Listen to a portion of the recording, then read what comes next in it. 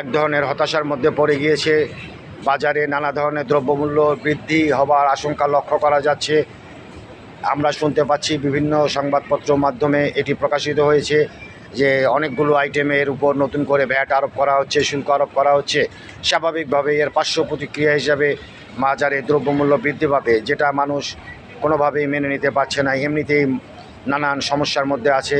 কাজে নতুন করে যদি ভ্যাট এবং শুল্ক আরোপ করা হয়, সেটা এক ধরনের মরার উপর খাড়া ঘাড় মতো মানুষের কাছে উপস্থিত হবে। কাজে মানুষের ক্রয় ক্ষমতা এবং বর্তমান বাস্তবতা অনুধাবন করে বর্তমান সরকারের নিকট অনুরোধ করছি, সংশ্লিষ্ট কর্তৃপক্ষের নিকট অনুরোধ করছি, বিষয়টি খতিয়ে দেখবার জন্য বাজার ব্যবস্থার উপরে প্রভাব কী হবে সেটি বিবেচনা করে এটি প্রত্যাহার করবার ব্যবস্থা গ্রহণ করবেন বর্তমান সরকার। এটি দেশবাসীর প্রত্যাশা। কারণ মানুষ কিন্তু এমনি একটি নানা সমস্যার মধ্য দিয়ে দিনাতিপাত করছে। মাঝে মাঝে শোনা যায় যে বিশেষ গোষ্ঠী ট্রমাটাইজ হয়ে গিয়েছে এই 5ই আগস্টের আন্দোলনের সময়। আমার মনে হয় শুধুই একটি গোষ্ঠী নয়, দেশের সমস্ত মানুষ ট্রমাটাইজ হয়েছে। তারা এখনও স্বাভাবিক জীবনযাপনে ফিরে আসতে পারেনি।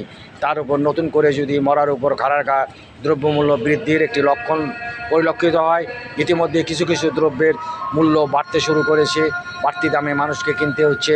এটা মানুষের জন্য সুসংবাদ নয়।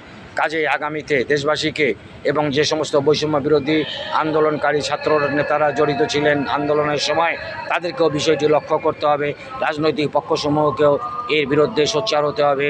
দেশবাসীর স্বার্থ সমুন্নত রেখে বৈষম্য বিরোধী ছাত্র আন্দোলনের নেতারা এর বিরুদ্ধে প্রতিবাদী হবেন এবং সমস্ত রাজনৈতিক পক্ষসমূহ, বিশেষ করে বড় বড় রাজনৈতিক দল, জামায়াত ইসলামী, বিএনপি, গণ অধিকার পরিষদ, জাতীয় পার্টি, সবাই মিলে এর প্রতিবাদ করবেন। এটা দেশবাসীর প্রত্যাশা। কারণ দেশের স্বার্থে, মানুষের স্বার্থে এই কাজগুলো করা জরুরি, যাতে করে দ্রব্যমূল্য আর বৃদ্ধি না হয়। সরকারের নিকট আবারও অনুরোধ, সংশ্লিষ্ট কর্তৃপক্ষের নিকট অনুরোধ, পুনর্বিবেচনা করবেন শুল্ক এবং ভ্যাট প্রয়োগের ক্ষেত্রে। ভালো থাকবেন।